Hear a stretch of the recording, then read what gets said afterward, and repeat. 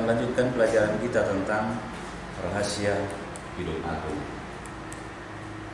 Di dalam Kidung Agung seri 2 ini bahwa kita akan membahas bagaimana kecantikan Sulamit. Namun kita akan awali dengan pengenalan tentang ringkasan isi kitab Kidung Agung. Karena memang rahasia kitab Kidung Agung ini sangat dalam. Dia sangat berbeda dengan kitab yang lain. Jadi dia membutuhkan hikmat tersendiri untuk dapat memahami rahasia Kidung Agung ini. Walau demikian, memang semua kitab-kitab punya kelebihan tersendiri. Ya, rahasia kitab Wahyu memang itu sangat luar biasa karena dia mencakup seluruh isi Alkitab. Seluruh rahasia rangkuman Alkitab ada di dalam kitab Wahyu, termasuk Kidung Agung. Ya. Nah, kita akan melihat bagaimana rencana Allah sebenarnya bagi manusia. Ya. Apa yang Tuhan mau lakukan di dalam rencananya itu digambarkan melalui hubungan antara Sulaiman dan Sulamit. Nah, untuk itu perlu kita pahami dengan baik rahasia apa yang ada di dalam kitab Kidung Agung ini. Nah, kitab ini menceritakan Raja Sulaiman jatuh cinta pada Sulamit, gadis desa itu, dan sebaliknya. Jadi, rahasia kitab ini adalah membahas rahasia kasih, ya, cinta kasih antara Sulaiman dan Sulamit. Bagaimana bisa terjadi hubungan cinta kasih antara Sulaiman dan Sulamit, ya. Yang kita tahu bahwa ada suatu perbedaan yang sangat jauh. Ya. Bahwa Sulaiman adalah seorang raja, sedangkan Sulamit hanyalah perempuan desa, seorang petani, buruh tani. Nah, kita bisa bayangkan bahwa levelnya terlalu jauh. Seorang raja dengan buruh tani, bagaimana bisa menjalin cinta kasih? Diawali dengan Raja Sulaiman keluar dari istana menyamar sebagai seorang gembala. Dia pergi ke Baal-Hamon untuk memeriksa kebun anggurnya. Jadi dia sebenarnya berangkat ke kebun anggurnya, tapi dia berangkat dengan menyamar menjadi seorang gembala. Itu sebabnya kenapa bisa terjadi hubungan cinta kasih antara keduanya. Karena dalam posisi Sulaiman sedang menyamar menjadi seorang gembala. Nah, tentu seorang buruh tani dengan gembala, ya gembala juga rata-rata kan gembala upahan, bukan gembala pemilik domba. Jadi bisa dikatakan bahwa sama-sama pekerja. Wajarlah mereka menjalin cinta kasih dalam posisi status yang sederajat. Kalau Sulaiman hadir sebagai seorang raja, maka tentu status itu sangat jauh dan tentu tidak akan ada hubungan cinta kasih. Artinya bisa saja bahwa Sulamit tidak mungkin menolak cinta Sulaiman karena dia seorang raja.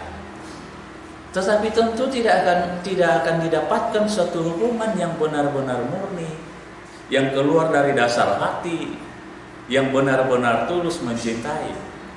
Nah, inilah bisa terjadi karena Sulaiman sudah menyamar sebagai seorang gembala domba. Jadi sekaligus Sulaiman bisa tahu seberapa tulus cinta kasih dari Sulamit ini.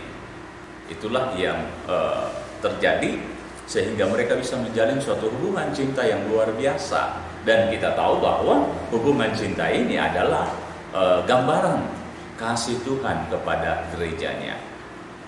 Bagaimana kasih Tuhan yang begitu besar terhadap gereja Tuhan. Sulamit gadis desa itu yang menunggu dan merawat kebun anggur tersebut. Sulaiman melihat Sulamit, maka terpikatlah hatinya pada Sulamit. Pada pandangan pertama, Sulaiman langsung tertarik pada Sulamit. Jadi kita bisa bayangkan bahwa baru pandangan pertama. Kenapa bisa Sulaiman ini langsung jatuh hati kepada Sulamit? Padahal kita ketahui bahwa Sulaiman ini sangat banyak perempuan di sekitar dia. Dan begitu banyak perempuan yang mengejar-ngejar dia. Dia punya istri yang begitu banyak. Dan semua orang-orang yang hebat, katakanlah ada yang anak-anak raja, ya. perempuan-perempuan pilihan di Yerusalem. Tetapi kenapa dalam pandangan pertama itu Sulaiman jatuh hati pada Sulamit?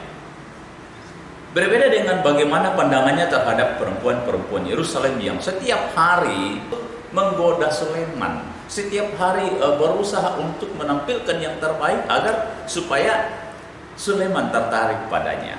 Tapi Sulamit berbeda. Ini juga karena persoalan Sulamit tidak mengetahui bahwa yang datang ini adalah Raja Sulaiman sendiri. Ya, dia tahunya hanya seorang gembala domba. Tentu, kenapa bisa tertarik Sulaiman pada Sulamit? Dalam pandangan pertama, tentu ada sesuatu yang istimewa pada Sulamit yang tidak dimiliki oleh perempuan lain, yang sekalipun tiap hari sudah berdandan, bersolek. Sementara Sulamit yang tidak berdandan, yang hanya berurusan dengan kebun.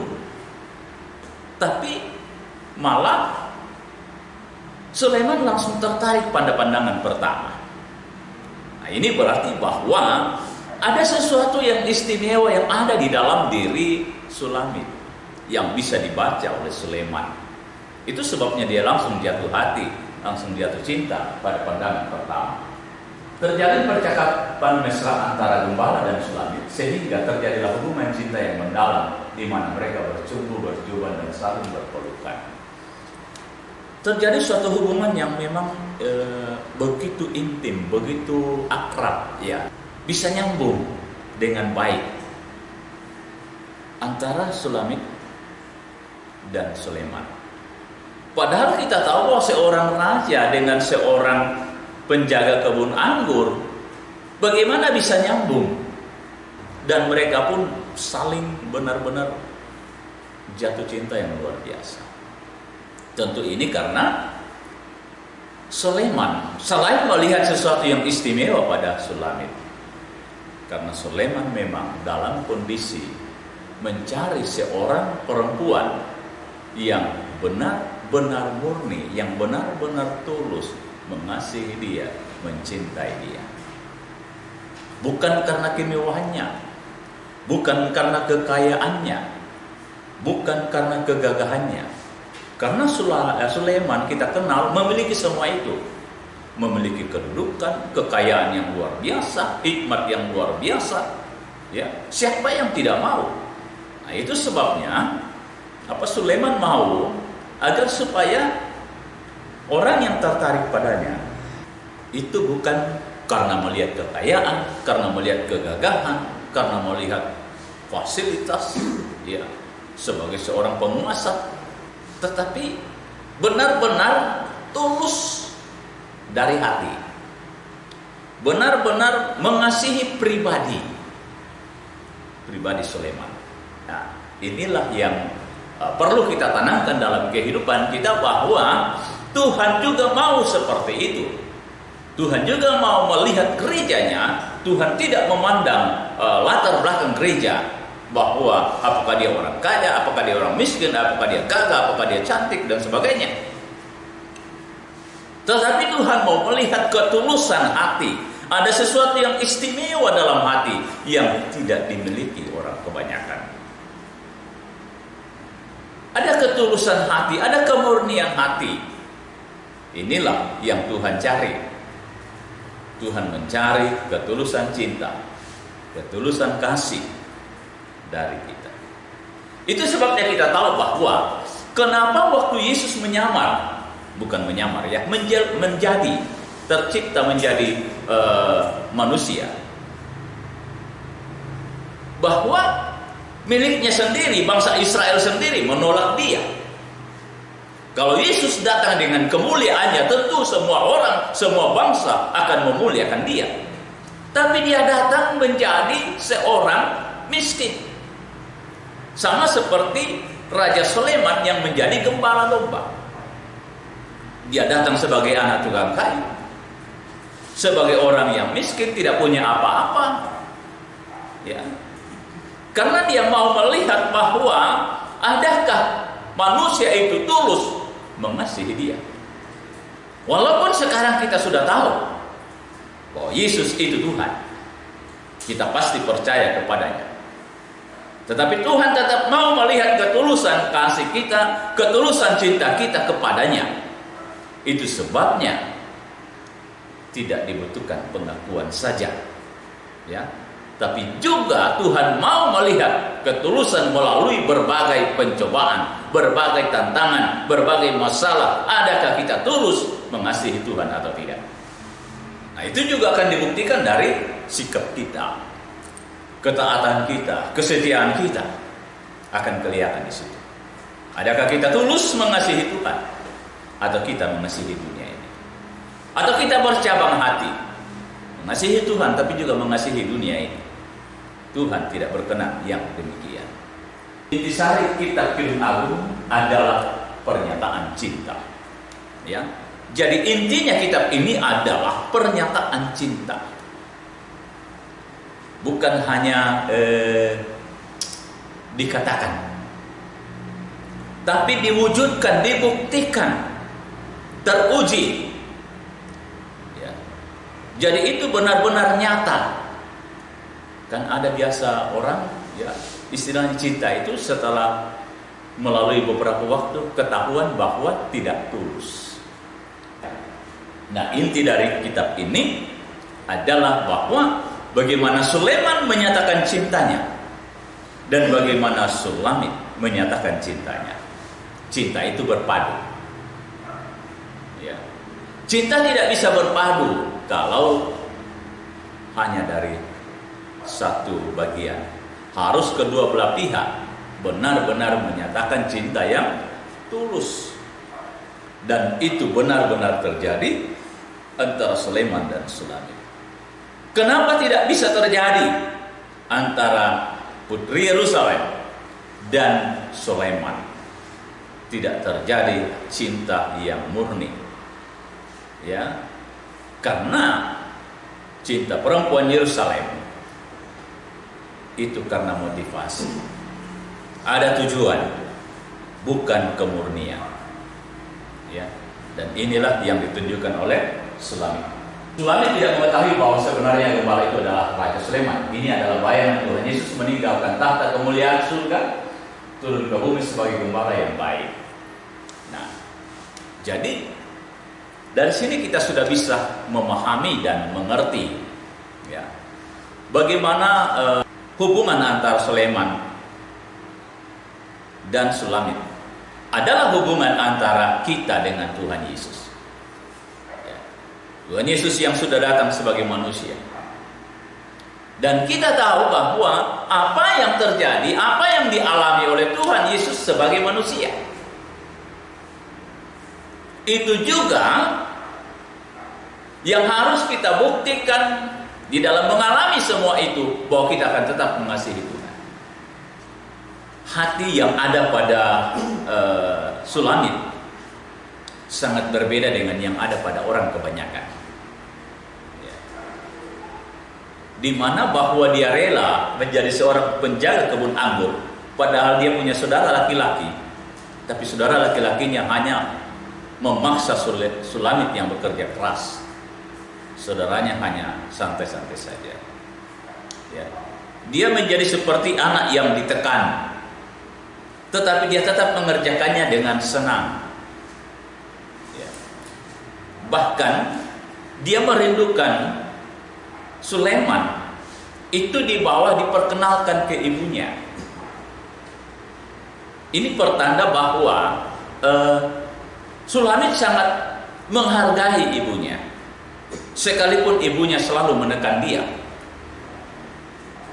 ya.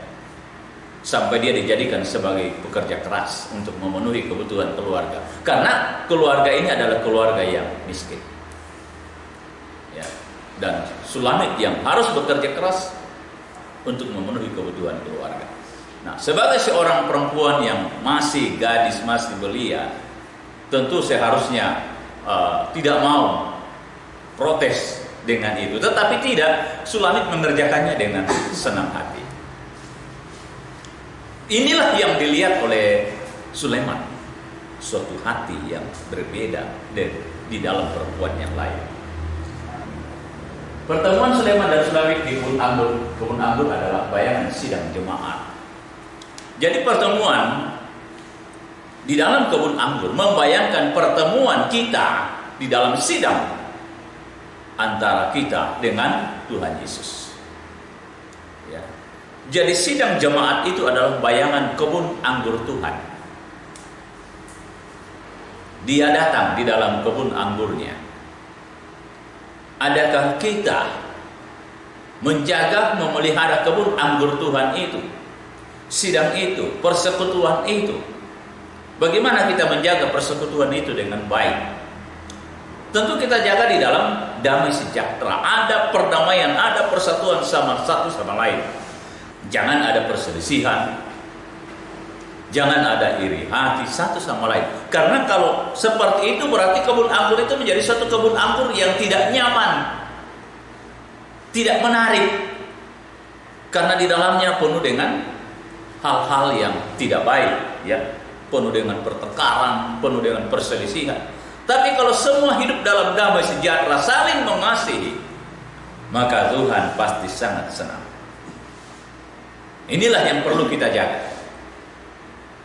Kita jaga hati kita masing-masing satu sama lain dalam hubungan cinta kasih untuk membuktikan bahwa kita mengasihi Tuhan.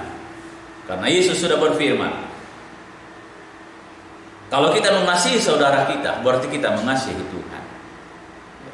Kita mengasihi orang lain, kita mengasihi sesama kita manusia. Itulah perbuatan kita terhadap Tuhan. Ya. Apalagi di dalam satu sidang jemaat. Ini harus benar-benar dinyatakan kasih itu. Ya. Jadi kita harus rela mengalami tekanan sama seperti Sulamit.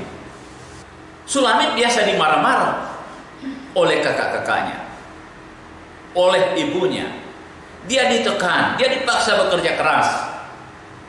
Tetapi dia sabar saja menerima dan mengerjakan itu tetap dengan sabar. Itu tandanya bahwa di dalam persekutuan kita, di dalam sidang jemaat, kita juga mungkin mengalami tekanan dari saudara kita, dari siapa. Tapi kita harus belajar sabar, tabah menjalaninya. Ya. Karena ketabahan, kesabaran itulah yang akan dinilai Tuhan, bahwa kita tulus mengasihi Tuhan.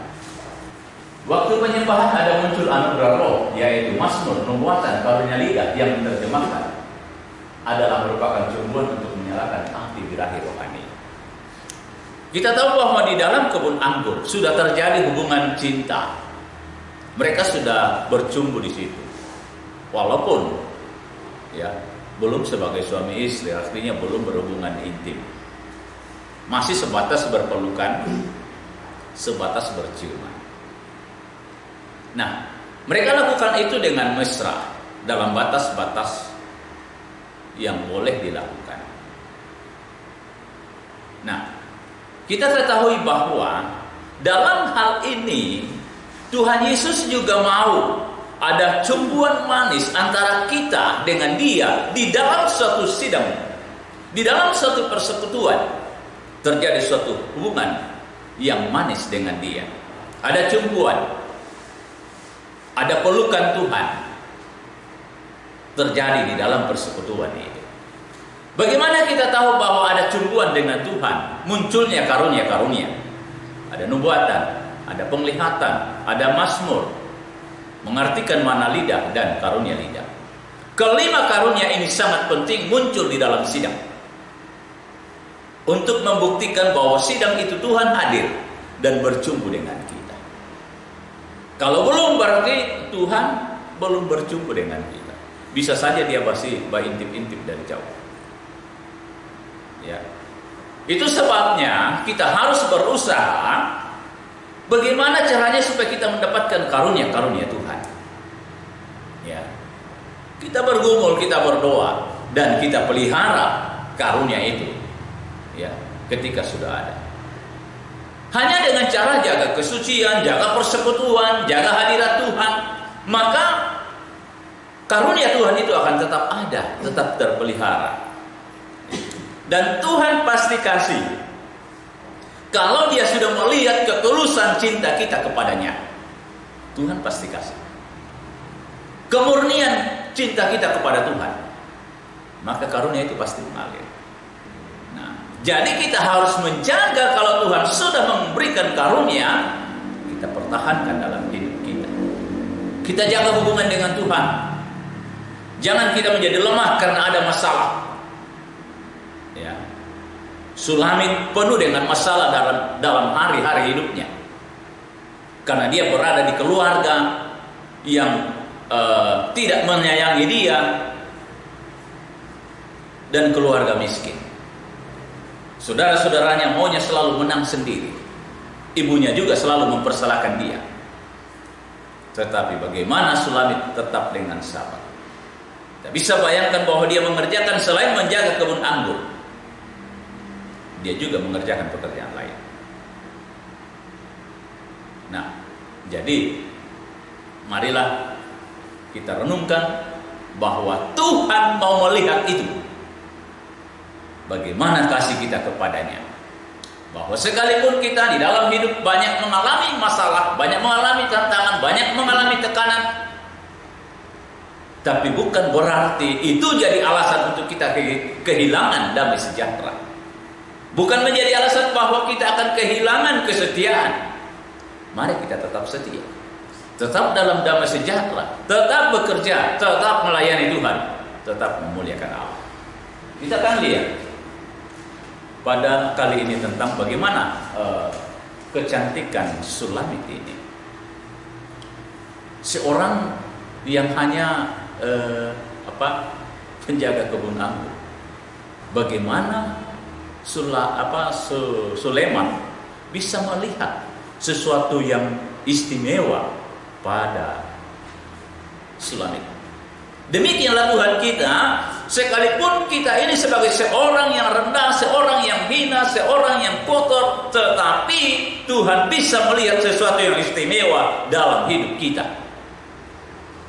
Karena itu, mari kita harus bisa menjadi seseorang yang istimewa di hadapan Tuhan. Yaitu bagaimana kita berjuang, bagaimana kita berusaha mengasihi Dia dengan sabar, walau kita menghadapi banyak masalah dalam hidup ini. Kecantikan kita akan lihat dalam 3 tahap. Kecantikan dasar atau alami, ya. Semua orang punya kecantikan bawaan dari lahir, ya, itu kecantikan alami. Nah, kecantikan penyempurnaan itu sesudah dia dibentuk. Dan kecantikan yang sempurna ketika, ya, bagaimana dia selesai dipoles, apa sedemikian rupa sehingga semakin sempurna kecantikan itu. Tentu ini didukung dengan segala macam perhiasan dan pakaian buat sempurna kecantikan, ya. Tetapi bagaimanapun segala perhiasan, segala pakaian, kalau dasarnya secara alami memang tidak cantik, ya tetap saja tidak akan cantik. Memang bisa dipoles-poles sedikit supaya menjadi lebih baik, tetapi tetap tidak akan sama dengan yang memang punya dasar kecantikan alami. Nah, kecantikan alami adalah kecantikan sejak lahir, baik kecantikan fisik maupun kecantikan hati. Sulamit sebenarnya adalah Abisak, perempuan Sunami yang amat elok parasnya. Jadi ini memang perempuan pilihan. Dia memang perempuan tercantik yang ada di seluruh Israel pada masa itu. Ya. Kita tahu Raja Daud, waktu dia sudah tua, waktu dia sudah mau meninggal, sudah dekat-dekat, ya, sudah tidak punya semangat hidup lagi, maka dicarikanlah dia perempuan yang paling cantik dengan maksud supaya Daud punya gairah hidup. Jadi di Abisak ini disuruh untuk melayani Raja Daud, tapi Raja Daud juga tidak tidak melayani dia atau tidak berhubungan suami istri dengan dia. Karena ketika terjadi gejolak, ya, gejolak di istana, Abisak ini kembali ke kampung halamannya. Ya. Dia kembali dalam keluarganya, jadi tidak di istana lagi. Jadi dia tidak dikenal oleh Sulaiman. Karena kita tahu bahwa di dalam kerajaan itu kan sangat luas.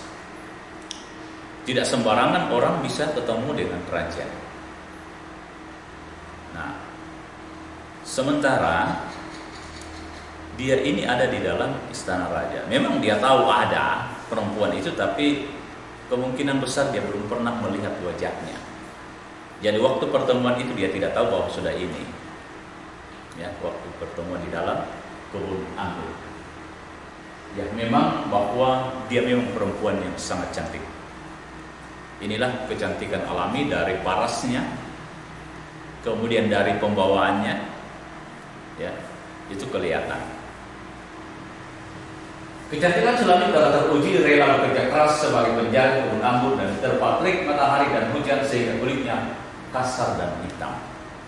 Bahwa walaupun dia menjadi seorang penjaga kebun anggur, diterpa hujan, diterpa panas, akhirnya dia menjadi hitam kulitnya, tetapi tetap kelihatan kecantikan itu padanya. Tetap dia akan kelihatan, tetap dia akan ada. Kalau kecantikan dipoles, begitu mudah hilang, ya, begitu mudah hilang kalau kena matahari atau apa. Ini menunjukkan kebaikan hatinya sekalipun mendapat tekanan dari saudara-saudaranya. Ya, dia mendapat tekanan, tetapi dia tetap baik hati. Dan ingat bahwa kebaikan hati, ketulusan hati, kemurnian hati itu bisa terpancar di wajah. Ya, itu akan menambah kecantikan kalau dari dasar hati kita itu ada kebahagiaan. Coba kalau kita marah-marah terus, ya, pasti cantiknya hilang. Kalau tegang terus, marah-marah. Tapi kalau bahagia, senang, pasti kecantikannya semakin terpancar. Ya, semakin terpancar. Nah, jadi suasana hati menentukan itu raut wajah kelihatan lebih lagi. Nah, walaupun Sulamit ini selalu mendapat tekanan, tetapi dia tetap mengerjakan pekerjaannya dengan senang. Dia tetap mengerjakan pekerjaannya dengan nyanyian-nyanyian. Itu sebabnya dia selalu terbawa suasana bahagia, walaupun mendapat banyak tekanan. Inilah yang menambah aura kecantikan semakin kelihatan. Dan inilah membuat pandangan pertama Sulaiman langsung tertarik. Sulamit masih ingin berdandan dan memakai perhiasan. Ya. Sulamit bagaimanapun seorang perempuan biasa, dia juga ingin melihat, dia juga ingin berdandan, dia juga ingin ini. Ya. Itu satu kekurangan. Berarti Sulamit masih punya kekurangan.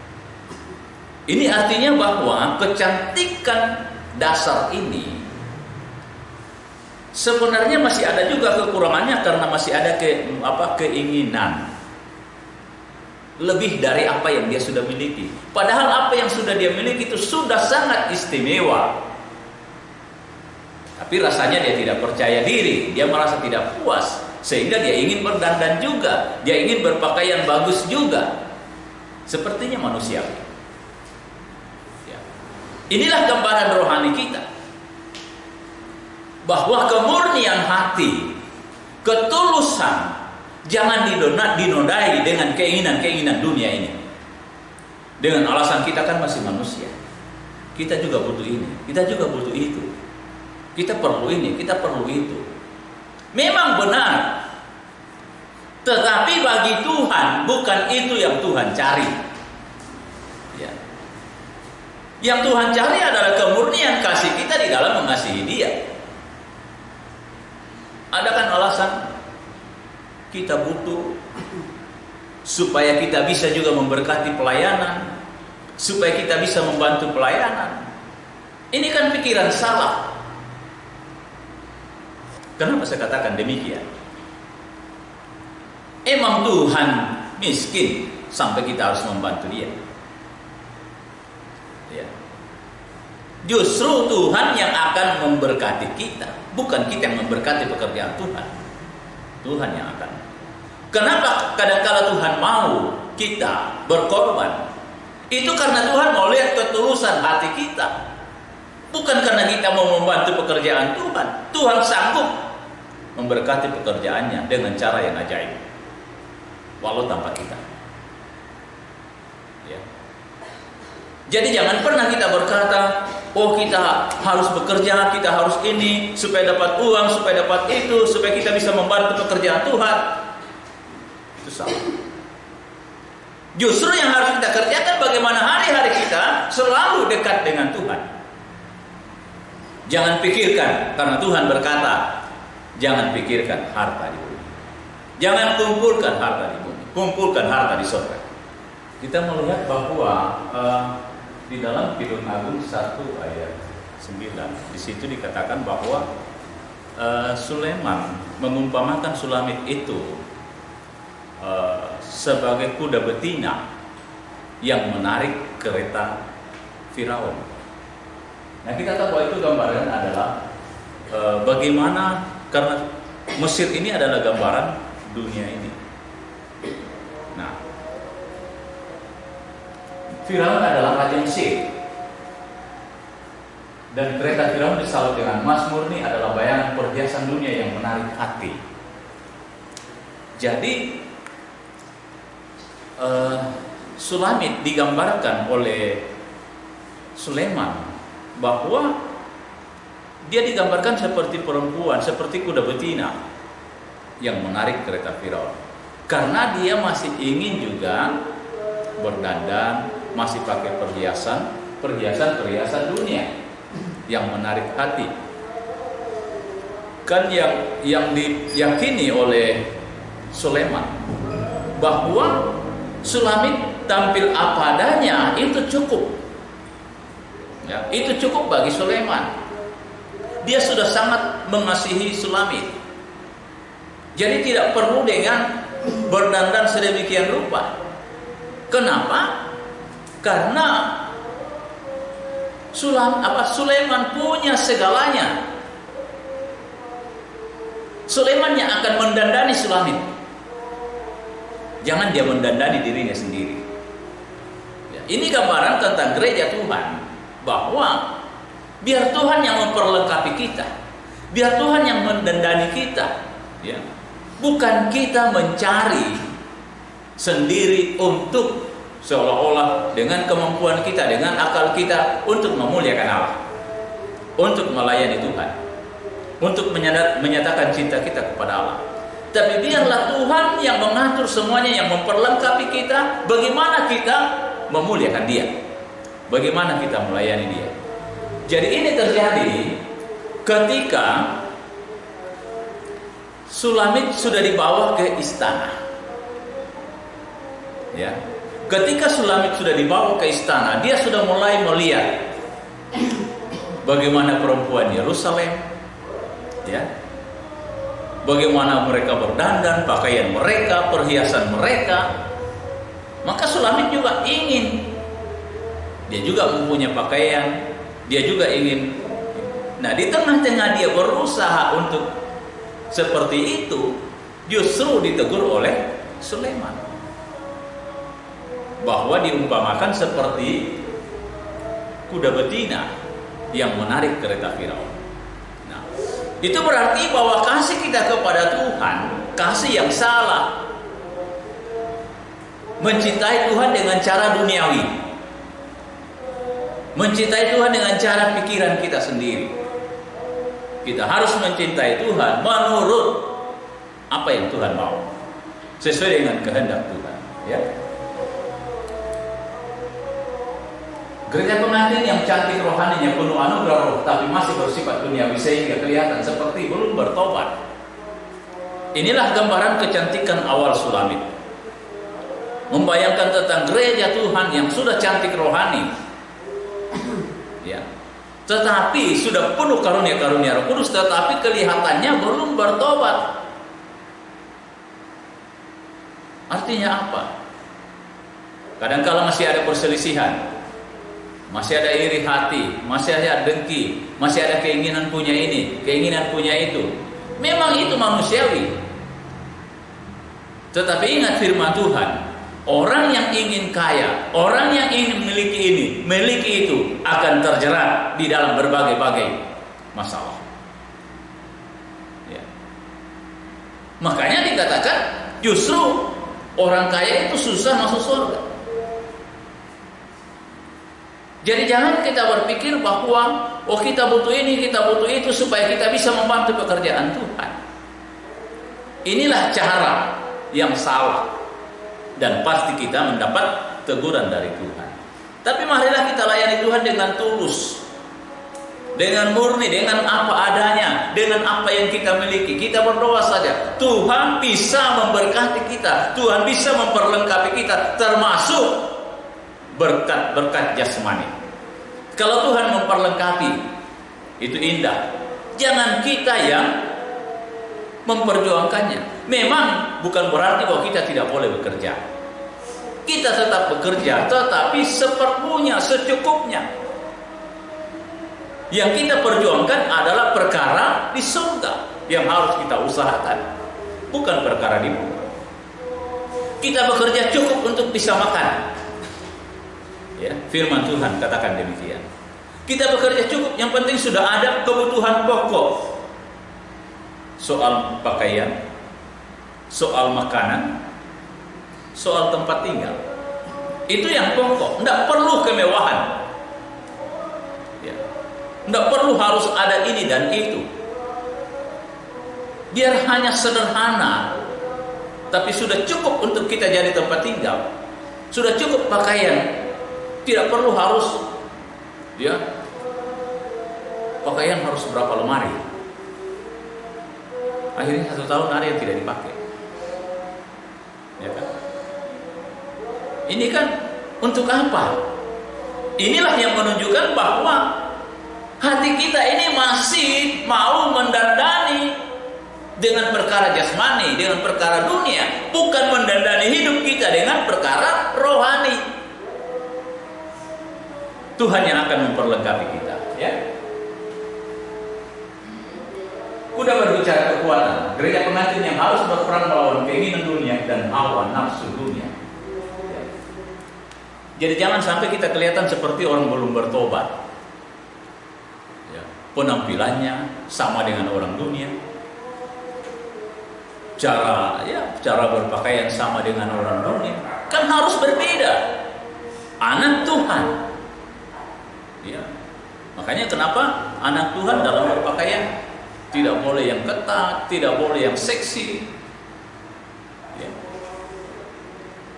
Harus yang sopan. Masa kita dikalah dengan saudara-saudara kita? Mereka memperlengkapi diri dengan pakaian. Tidak harus sama seperti itu, tetapi kita tahu bagaimana pakaian yang sopan, ya. Walau sederhana, yang penting sopan. Jangan ikuti tren. Inilah mengikuti dunia. Makanya Tuhan akan samakan kita dengan orang dunia. Kita penuh karunia, tapi kita disamakan dengan orang dunia. Nah, ini kita harus hati-hati di sini. Nah, kita harus meningkat, harusnya meningkat menuju kepada iman yang lebih sempurna. Ya. Nah, kalau sudah berbicara kekuatan, berarti bahwa gereja Tuhan harus punya kekuatan untuk menghindar dari segala perkara dunia, untuk melawan perkara-perkara dunia, keinginan dunia dan hawa nafsunya. Ya. Kadang-kadang kan kita keinginan kita maunya kayak orang, melihat orang. Oh, melihat mereka senang, bisa begini, bisa begitu. Apalagi dunia sekarang, ya, bisa pamer, dengan segala, biar yang dimakan dipamer, biar yang ya. Itu menjadi suatu kebanggaan duniawi. Kira-kira Tuhan senang enggak itu? Ya. Inilah yang perlu kita pahami, supaya jangan kita selalu supaya orang lihat. Kita juga bisa, bukan hanya mereka. Justru ini yang Tuhan akan lihat, bahwa kita masih sama dengan orang duniawi. Kita harus berbeda dengan orang dunia. Kesabarannya berbeda, kerendahannya berbeda, penampilannya berbeda, ya. Supaya kita jangan disamakan dengan kuda yang menarik kereta Firaun, tetapi kuda yang menarik kereta Tuhan. Ya. Itulah yang harus kita upayakan. Nah, inilah gambaran Sulamit, seorang penjaga kebun anggur. Ketika dia masuk istana, dia ingin seperti ini. Ya. Dia ingin juga berubah. Dia tidak mau pakai terus pakaiannya ini. Ya, dia mau ganti. Dia sudah mau, ya istilahnya, pakai apa yang bisa dia beli, ya, yang dia bisa menghias dirinya, ya. Nah, inilah yang digambarkan tentang menarik kereta Firaun, sifat duniawi, keinginan-keinginan dunia, ya. Memang ini akan dirubah Sulaiman, ya, ini akan dirubah Sulaiman, tapi bukan menjadi seperti ini, tapi ini keinginan sendiri, ya. Nah, inilah gambaran kereta kuda Firaun yang semua bersalut dengan emas, bersifat kesenangan duniawi. Nah, ini adalah bentuk tipe putri Yerusalem yang ingin tampil sesuai dengan keinginan mereka.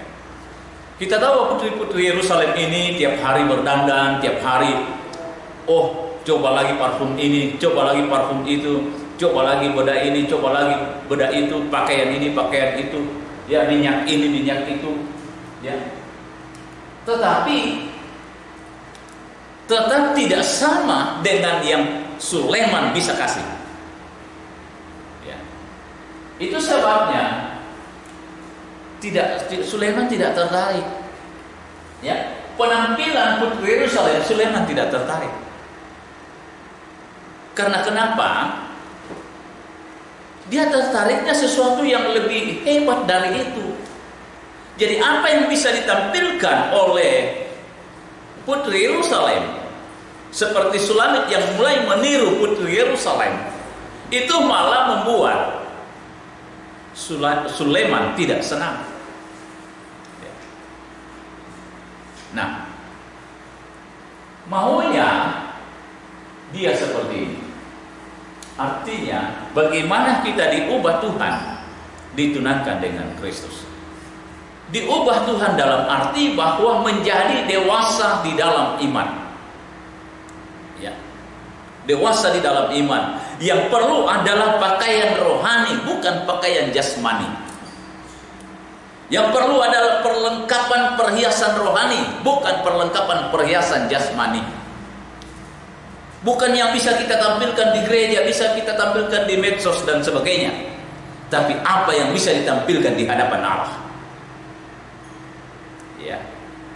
Perhatikan sidang jemaat. 7 sidang jemaat yang kaya raya. Tetapi Tuhan katakan kamu miskin, kamu telanjang. Padahal mereka adalah sidang jemaat yang kaya. Tetapi Tuhan katakan kamu miskin, kamu telanjang. Kenapa?